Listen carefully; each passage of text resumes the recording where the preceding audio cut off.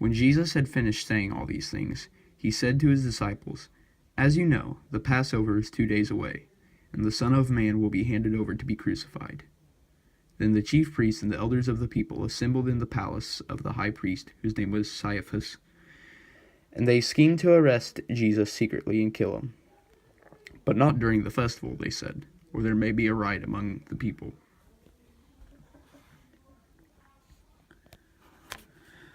While Jesus was in Bethany, in the home of Simon the leper, a woman came to him with an alabaster jar of very expensive perfume, which she poured on his head as he was reclining at the table. When the disciples saw this, they were indignant. "Why this waste?" they asked. "This perfume could have been sold at a high price and the money given to the poor." Aware of this, Jesus said to them, "Why are you bothering this woman? She has done a beautiful thing to me. The poor you will always have with you, but you will not always have me. When she poured this perfume on my body, she did it to prepare me for burial. Truly I tell you, wherever this gospel is preached throughout the world, what she has done will also be told in memory of her." Then one of the 12, the one called Judas Iscariot, went to the chief priests and asked, "What are you willing to give me if I deliver him over to you?" So they counted out for him 30 pieces of silver.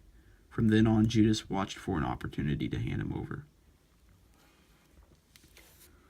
On the first day of the festival of unleavened bread, the disciples came to Jesus and asked, "Where do you want us to make preparations for you to eat the Passover?" He replied, "Go into the city to a certain man and tell him, 'The teacher says, my appointed time is near. I am going to celebrate the Passover with my disciples at your house.'" So the disciples did as Jesus had directed them and prepared the Passover. When evening came, Jesus was reclining at the table with the 12. And while they were eating, he said, "Truly I tell you, one of you will betray me." They were very sad and began to say to him one after the other, "Surely you don't mean me, Lord." Jesus replied, "The one who has dipped his hand into the bowl with me will betray me. The Son of Man will go just as it is written about him. But woe to that man who betrays the Son of Man. It would be better for him if he had not been born."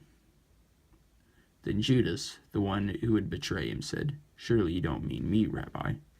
Jesus answered, "You have said so." While they were eating, Jesus took bread, and when he had given thanks, he broke it and gave it to his disciples, saying, "Take and eat, this is my body." Then he took a cup, and when he had given thanks, he gave it to them, saying, "Drink from it, all of you. This is my blood of the covenant, which is poured out for you, which is poured out for many for the forgiveness of sins. I tell you, I will not drink from this fruit of the vine from now on until that day when I drink it new with you in my Father's kingdom." When they had sung a hymn, they went out to the Mount of Olives. Then Jesus told them, "This very night you will all fall away on account of me. For it is written, I will strike the shepherd, and the sheep of the flock will be scattered. But after I have risen, I will go ahead of you into Galilee." Peter replied, "Even if all fall away on account of you, I never will." "Truly I tell you," Jesus answered, "this very night before the rooster crows, you will disown me 3 times. But Peter declared, "Even if I have to die with you, I will never disown you." And all the other disciples said the same. Then Jesus went with his disciples to a place called Gethsemane, and he said to them, "Sit here while I go over there and pray." He took Peter and the 2 sons of Zebedee along with him, and he began to be sorrowful and troubled. Then he said to them, "My soul is overwhelmed with sorrow to the point of death. Stay here and keep watch with me." Going a little farther, he fell with his face to the ground and prayed, "My Father, if it is possible, may this cup be taken from me, yet not as I will, but as you will." Then he returned to his disciples and found them sleeping. "Couldn't you men keep watch with me for 1 hour?" he asked Peter. "Watch and pray so that you will not fall into temptation. The spirit is willing, but the flesh is weak." He went away a second time and prayed, "My Father, if it is not possible for this cup to be taken away unless I drink it, may your will be done." When he came back, he again found them sleeping because their eyes were heavy. So he left them and went away once more and prayed the third time, saying the same thing. Then he returned to the disciples and said to them, "Are you still sleeping and resting? Look, the hour has come, and the Son of Man is delivered into the hands of sinners. Rise, let us go. Here comes my betrayer." While he was still speaking, Judas, one of the 12, arrived. With him was a large crowd armed with swords and clubs, sent from the chief priests and the elders of the people.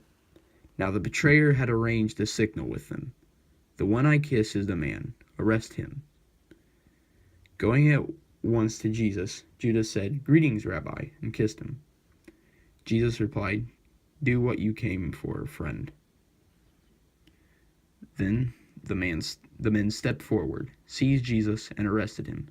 With that, one of Jesus' companions reached out for his sword, drew it out, and struck the servant of the high priest, cutting off his ear.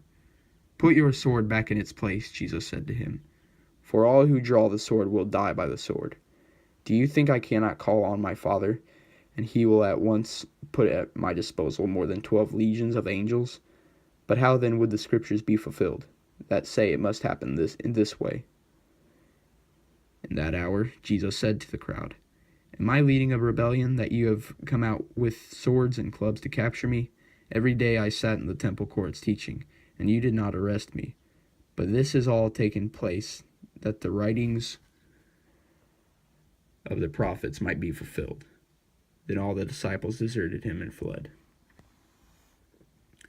Those who had arrested Jesus took him to Caiaphas the high priest, where the teachers of the law and the elders had assembled.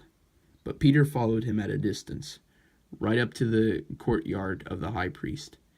He entered and sat down with the guards to see the outcome. The chief priests and the whole Sanhedrin were looking for false evidence against Jesus, so that they could put him to death. But they did not find any, though many false witnesses came forward.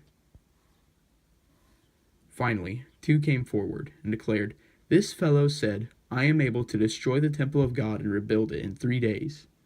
Then the high priest stood up and said to Jesus, "Are you not going to answer? What is this testimony that these men are bringing against you?" But Jesus remained silent.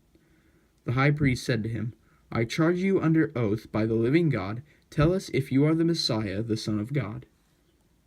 "You have said so," Jesus replied. "But I say to all of you, from now on you will see the Son of Man sitting at the right hand of the Mighty One, and coming on the clouds of heaven." Then the high priest tore his clothes and said, "He has spoken blasphemy. Why do we need any more witnesses? Look, now you have heard the blasphemy. What do you think?" "He is worthy of death," they answered. Then they spit on his face and struck him with their fists. Others slapped him and said, "Prophesy to us, Messiah, who hit you?" Now Peter was sitting out in the courtyard, and a servant girl came to him. "You also were with Jesus of Galilee," she said. But he denied it before them all. "I don't know what you're talking about," he said. Then he went out to the gateway, where another servant girl saw him, and said to the people there, "This fellow was with Jesus of Nazareth." He denied it again with an oath. "I don't know the man." After a little while, those standing there went up to Peter and said, "Surely you are one of them. Your accent gives you away." Then he began to call down curses, and he swore to them, "I don't know the man." Immediately a rooster crowed. Then Peter remembered the word Jesus had spoken, "Before the rooster crows, you will disown me 3 times." And he went outside and wept bitterly.